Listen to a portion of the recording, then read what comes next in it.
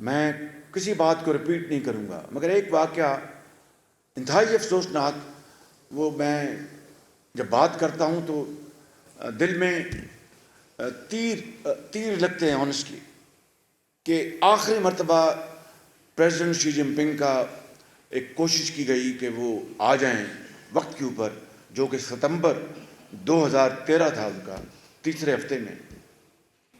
تو اس سے ایک رات چند رات پہلے 11 بجے مجھے چینی سفیر نے کہا کہ شہباز شریف صاحب دورہ جو ہے ملتوی ہو گیا، یہاں پر دھرنے والے اٹھنے کو تیار نہیں، تو کوئی ہم سیکیورٹی رسک نہیں لے سکتے. میں نے نواز شریف صاحب سے بات کی اور انہوں نے مجھے کہا کہ تم کوشش کرو کہ اس کا کوئی حل نکالو یار، کوشش کرو ورنہ پاکستان کا نقصان ہو جائے گا. ہر چیز، معاہدے، سب پروٹوکولز تیار تھے دستخط کے لیے. میں نے پھر جنرل رحیل کو، وہ زندہ ہیں، ان کو فون کیا کہ یہ معاملہ ہے تو میں آپ کے پاس آنا چاہتا ہوں، آپ مہربانی کر کے اس میں آپ بھی اپنا حصہ ڈالیں. اگلے دن تاریخ طے ہو گئی، ملاقات طے ہو گئی، 3 ستمبر تھا یا 2 ستمبر 2013. میں نے چینی سفیر کو بھی کہا آپ میرے ساتھ چلیں، انہوں نے کہا جی میں چلتا ہوں، مگر بعد میں ان کا فون آ گیا کہ میں نہیں جا سکوں گا، آپ تشریف. میں اکیلا چلا گیا. وہاں پر جنرل رحیل مجھے ملے اور انہوں نے کہا کہ آپ بیٹھیں، میں ابھی ٹیلی فون کر کے آتا ہوں، جو مجھے انہوں نے کہا کہ چینی ڈیفینس منسٹر کو. اور میرے پاس جو اس زمانے کے سی جی ایس تھے وہ میرے پاس وہ بیٹھ گئے، وہ اللہ کو پیارے ہو گئے ہیں، آج دنیا میں نہیں. واپس آئے جنرل رحیل، انہوں نے کہا جی کہ شہباز بھائی میں نے بات کی ہے، وہ نہیں مان رہے. چینی سفیر نے مجھے خود کہا کہ ہم نے خود ان سے بات کی ہے کہ بھائی 3 دن کے لیے آپ اٹھ جائیں اور پھر دوبارہ بیٹھ جائیں. ان کا جی نہیں، ہم اٹھیں گے نہیں، ہم آرام سے بیٹھے رہیں گے. اب بتائیے، کیا نواز شریف یہ سارا کام اپنی ذات کے لیے کر رہا تھا یا پاکستان کے کروڑ عوام کی خوشحالی اور ترقی کے لیے، اور پاکستان کو قرب و جوار میں جو ممالک ہیں جو تیزی سے ترقی کر رہے تھے ان کا مقابلہ کرنے کے لیے، پاکستان کی جو صنعتیں ہیں، زراعت ہے، ان کو ترقی دینے کے لیے. تو یہ ہے وہ تفصیل ان دردناک واقعات کی جس نے پاکستان کی تاریخ کا رخ موڑ دیا.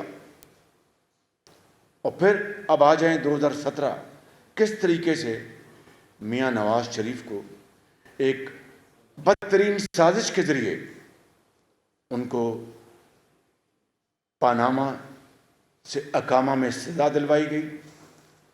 پاناما میں آپ جانتے ہیں کہ تقریباً 300-400 لوگوں کے نام شامل تھے، جن میں سیاستدان بھی تھے، اور بڑے شور مچا کر کہا گیا کہ ان تمام سیاستدانوں کا ہم احتساب کریں گے جن کا نام پاناما میں آیا، جن کے فورن ایسٹس ہیں.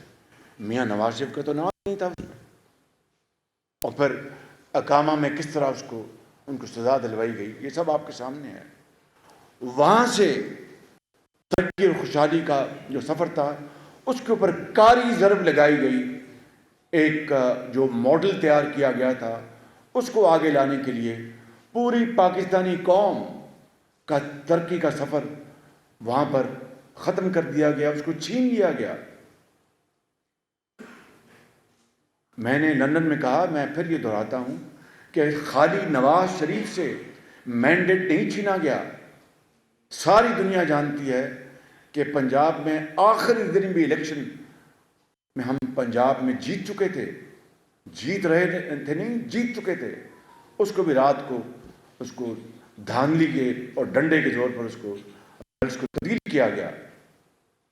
اور اس طرح ایک ماڈل یہاں پر اس کا تعارف کروایا گیا جس نے پاکستان کو تباہ برباد کر دیا.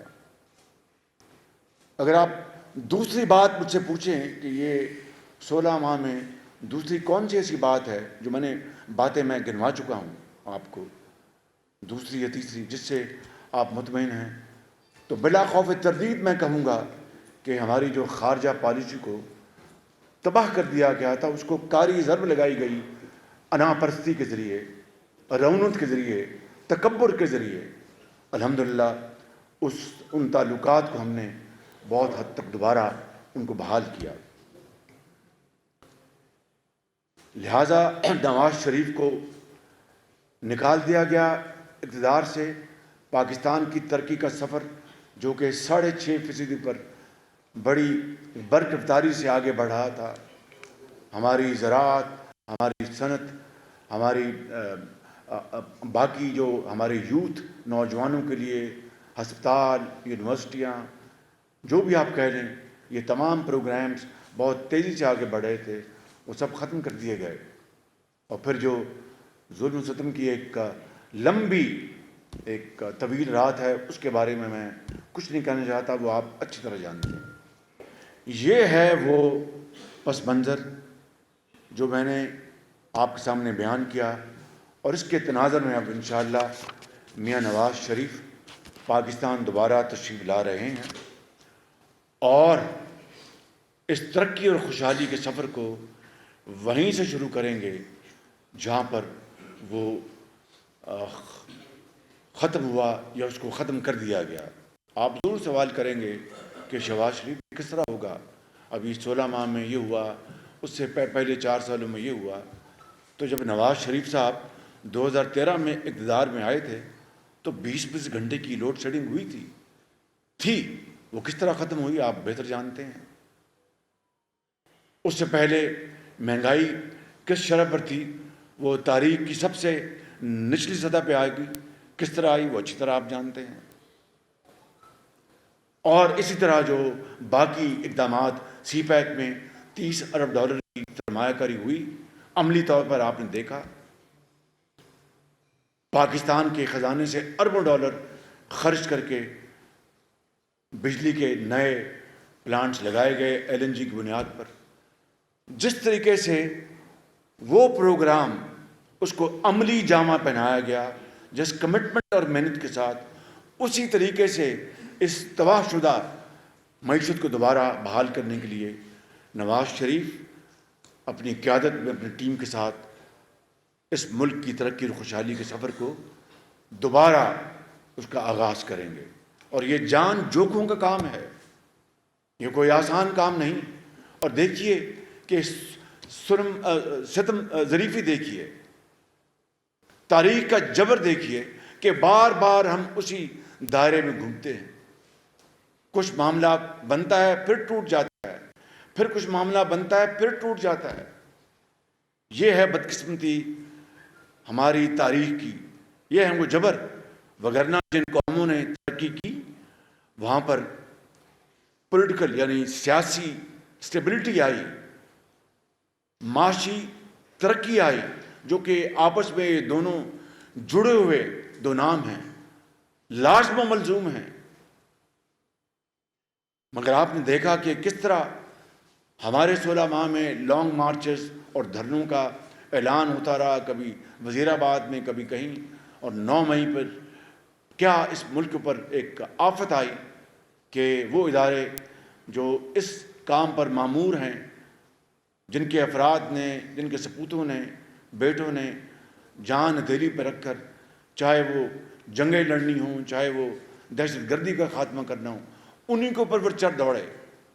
تو پھر آپ یہ کہیں کہ جناب یہ مہنگائی کو کنٹرول نہیں ہوئی، یہ تباہی کیوں ہوئی، یہ ملک آگے کیوں نہیں بڑھا۔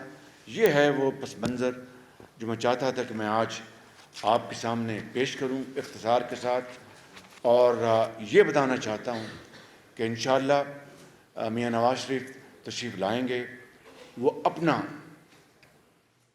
جو معاشی پروگرام ہے، جو قوم کی اس تقدیر کو بدلنے کا جو ان کے ذہن میں خاکہ ہے، وہ 21 اکتوبر کو خود اپنی زبانی مینار پاکستان میں آپ کو انشاءاللہ اپنی زبان سے بتائیں گے۔ اور وہ پروگرام ہے جس سے پاکستان انشاءاللہ تیزی سے آگے بڑھے گا، اور ان کی ٹیم کے یہ ممبر اور جو اس کمرے میں موجود نہیں، سب مل کر وہ شبانہ روز محنت کریں گے اور پاکستان کی تقدیر ضرور بدلیں گے انشاءاللہ۔ بہت شکریہ۔ ایک منٹ میں دیتی ہوں جی، ایسے نہیں ہوگا، ایک سیکنڈ سیکنڈ ارسلان صاحب آپ بات کریں. میئر صاحب بطور وزیر اعظم آپ نے